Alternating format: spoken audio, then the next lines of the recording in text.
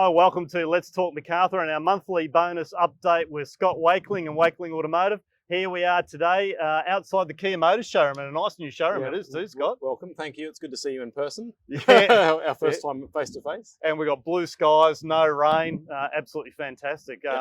So today we're going to talk a little bit about the new electric cars and hybrid cars. Yeah. I think it's topical, obviously with Copenhagen Summit coming up and lots of people talking about the electric future of vehicles in the country. I've had a few people ask me about them, so I thought I'd talk you through a couple of the options that are available. Yeah. Because what's surprising is people don't always know that they're actually here now. Yeah, which you actually surprised me. I knew Hyundai had the Ioniq range. range, and they got a new one in that. I knew Kia had cars coming, but I wasn't aware they were already here. So we've got one here. Yeah. So if you like, I'll talk you through it. So Kia have a range of electric vehicles called the Nero range. Right. Yep. And there's three different types of electric vehicles you can get in the country. One is a hybrid. One is a plug-in electric hybrid, and then a full electric car. So this is a hybrid. So this is petrol electric. You don't plug it in; it charges itself as it drives and refuels up on petrol.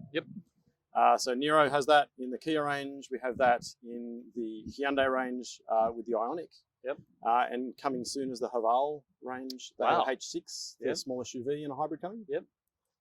Then you would go to plug-in hybrid electric vehicle, which is like the Outlander over there for Mitsubishi or the Eclipse Cross. Which we'll take you and have a look at in a second. I know I'm rushing. But, no, it's great. So plug-in hybrid means that you can actually drive it as a petrol car with electric supplement, but it plugs in at the night time or through the day to a charging station. So how is that, apart from the physicality of having to plug the electric part in, does the mechanics of it still work the same as a normal hybrid? As you're driving it? Yeah, so it still regenerates from braking and deceleration, charges the battery back up, like you'd find in a plug-in. Yeah, so most of that carries over, but you have the benefit of a petrol motor and the ability to charge it and run it only on electric if you wanted to for a period of time.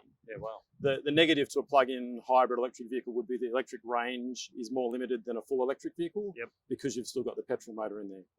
So going to the full electric vehicle, what sort of range in the Nero? Well, so the Hyundai also have an EV in their Kona range. So for example, the Kona EV gets up to, I think it was 480 kilometers on a full charge.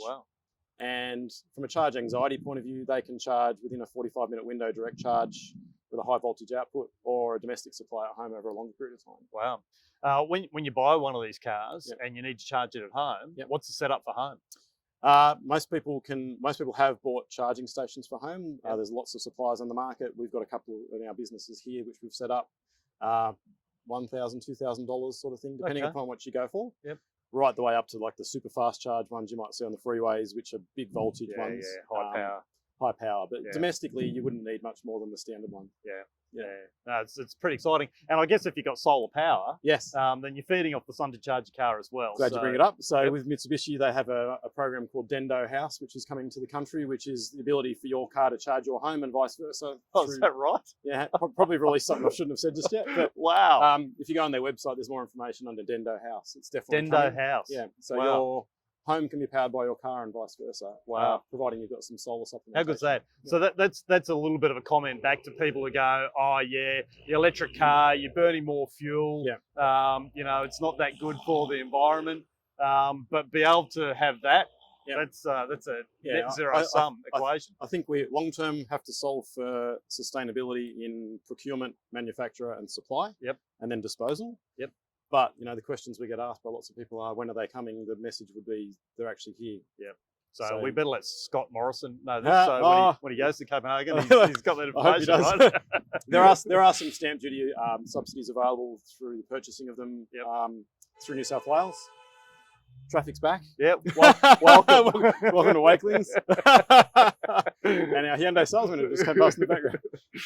It's live. It is live, but this is what we want, right? So this is real, which is absolutely fantastic. So for something like this, to get into a full electric vehicle in the Nero, starting cost? Full electric is around about $70,000. Okay. The Hyundai Kona is about $70,000. Mercedes-Benz have an EQA and an EQC, so their small SUV and their large SUV that go up to about $130,000 from about $80,000. And then you come down the range to plug-in hybrids like the Mitsubishis. Yep, and then down to the hybrid. And then down to a hybrid. Yeah. So a hybrid starting range? About 40 grand upwards. Yep. It'd be interesting to see where the Haval one comes out. I'm not sure Okay. yet. Yeah, because that's actually a lot better than where it used to be. Yeah. I mean, I remember when we first started getting hybrid in the country. I mean, you remember the Toyota Prius all those years ago. Yeah. Right? I think that was back in 1998. Yeah, a long time ago. Yeah, which is a long time ago. So the technology, and they were expensive. Yeah. You know, but now the affordability stakes to be able to get into this sort of motoring has improved enormously. Yeah, I think hybrid is typically $3,000 or $4,000 premium on a Over standard car. internal combustion. Yep. Then maybe it's a 10+ grand leap. Next one up, and then the more expensive one is the hybrid. battery. Used to be a $10,000-$15,000 premium. So Yeah. it's like, you know, when was the last time you bought a big TV? Yeah. You know, when they first started coming out with plasma, you remember those? Yeah. You know, it was $25,000 for a 50-inch plasma TV. Yeah. And now that's a really heavy piece of junk. You just wouldn't have one. Yeah, So it's not even a bookshelf. not even a bookshelf. And now you can buy 86 inches for $3 grand. So and technology comes through, and the more volume that you sell of these, the more the manufacturers will be able to reduce. It's very pricing. popular. They're doing quite well. The Eclipse Cross has only just been launched, which we'll show in a second. Yep.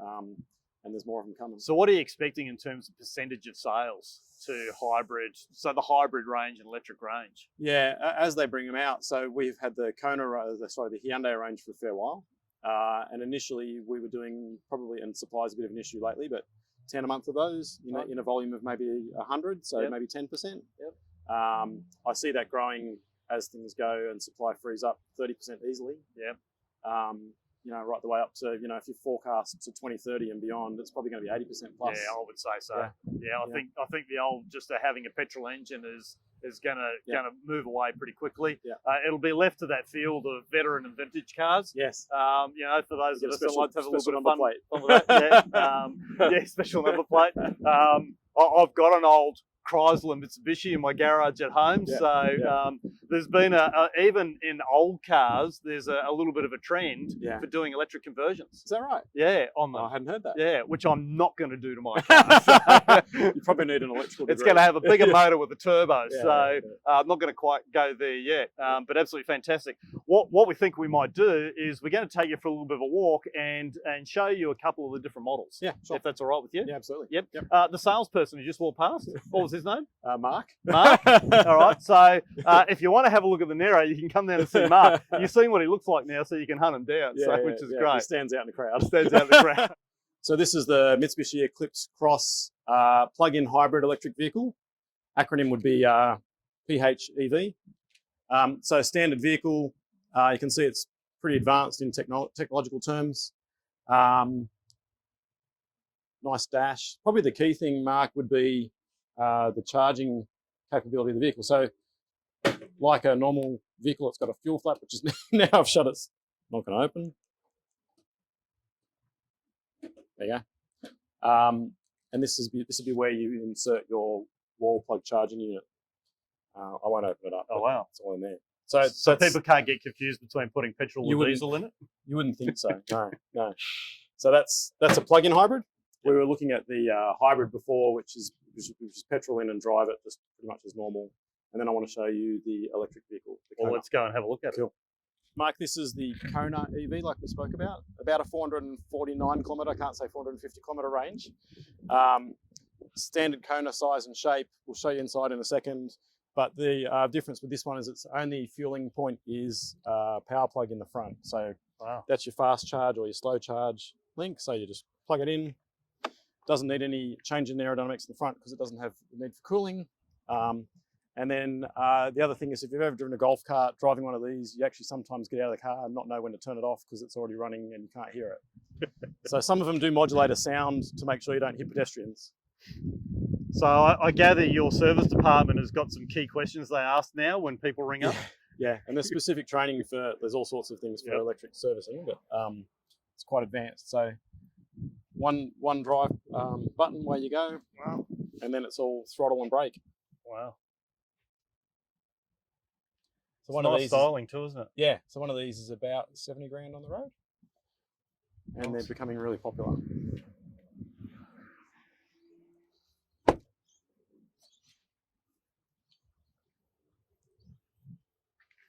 And do you know what you call that colour, Scott?